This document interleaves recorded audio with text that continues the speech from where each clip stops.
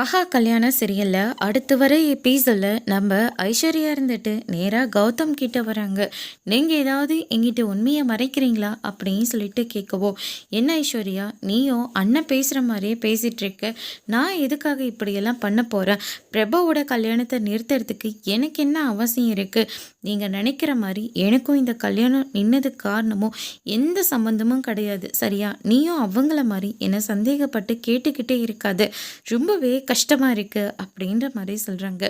ஆனால் நீங்கள் நிறைய தப்பு பண்ணுறீங்களே கௌதம் அப்படின்ற மாதிரி சொன்ன உடனே கௌதம் வந்து பயங்கரமாக ஷாக் ஆகுறாங்க. ஐஸ்வர்யா என்ன பேசிகிட்டு இருக்க?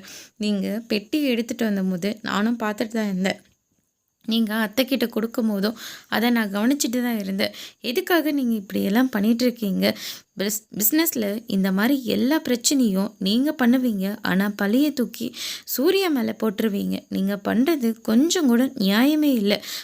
இதுக்கு முன்னாடி நீங்கள் அப்படி இருந்தீங்க. இப்போ பாப்பா வந்ததுக்கப்புறமாவது நீங்கள் தெரிந்திருப்பீங்கன்னு நான் நினச்சோம். உங்கள் மேலே நான் நிறைய நம்பிக்கை வச்சுட்டேன்.